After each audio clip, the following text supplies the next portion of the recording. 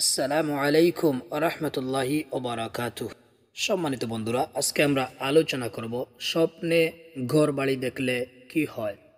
প্রসিদ্ধ স্বপ্ন বিশারদ আল্লামা ইবনে সিরিন রহমতুল্লাহি তাআলা আলাইহি এর মতে, যদি কোনো ব্যক্তি স্বপ্নে কোনো অজানা বাড়ি দেখে, যে বাড়ির ভিত্তি, বুনিয়াদ, মূল উপাদান এবং সেখানকার বাসিন্দা ও তার অবস্থান সম্পর্কে অজানা, কিছুই বুঝতে পারা যায় না, এমতাবস্থায় তার অর্থ হবে আখেরাতের বাড়ি, অর্থাৎ নিজ আমলের ফলাফল অনুযায়ী সে ঘরের অথবা বাড়ির সংকীর্ণতা, প্রসারতা, সাজানো গুছানো অথবা এলোমেলো, সুবিন্যস্ত, পরিপাটি ইত্যাদি নিরূপিত হবে। পক্ষান্তরে যদি কোনো ব্যক্তি স্বপ্নে কোনো পরিচিত ঘর দেখতে পায় এবং ঘরটি তার মালিকানাধীন হয়, তাহলে ব্যাখ্যা হবে সেই ঘরের সৌন্দর্য, বিস্তৃতি ও সংকীর্ণতা অনুযায়ী তার দুনিয়া ও পার্থিব অবস্থা সম্প্রসারিত হবে। যদি দেখতে পায় ঘরের ভিত্তিমূলে অতিরিক্ত সংযোজন সম্প্রসারণ করা হয়েছে, তাহলে ব্যাখ্যা হবে তার পার্থিব অবস্থার বিস্তার ঘটবে, জীবনে প্রাচুর্য আসবে। অথবা যদি দেখতে পায় ঘর দশে গেছে কিংবা বিনষ্ট হয়ে গেছে, তাহলে এটা স্বপ্নদ্রষ্টার বদ আমলের কারণে তার দুনিয়া বরবাদ হয়ে যাওয়ার আলামত। এমতাবস্থায় স্বপ্নদ্রষ্টার উচিত আল্লাহর দরবারে প্রার্থনা করা এবং তওবা ইস্তেগফার করা।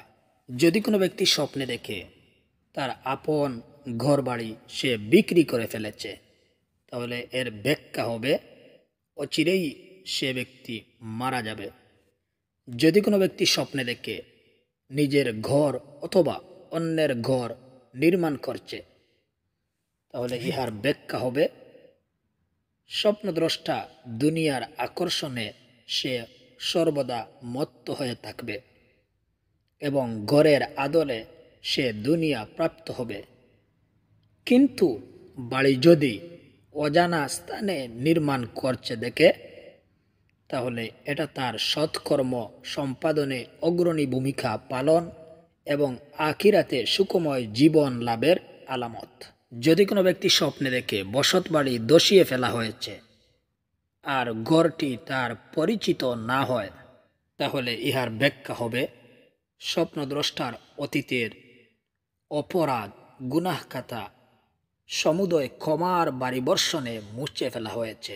আর যদি ঘরটি পরিচিত হয়, তাহলে এর ব্যাখ্যা হবে স্বপ্নদ্রষ্টা অপচয় অপকর্মের পরিণামে তার দুনিয়া তথা পার্থিব জীবন বিপর্যয়ের সম্মুখীন হবে।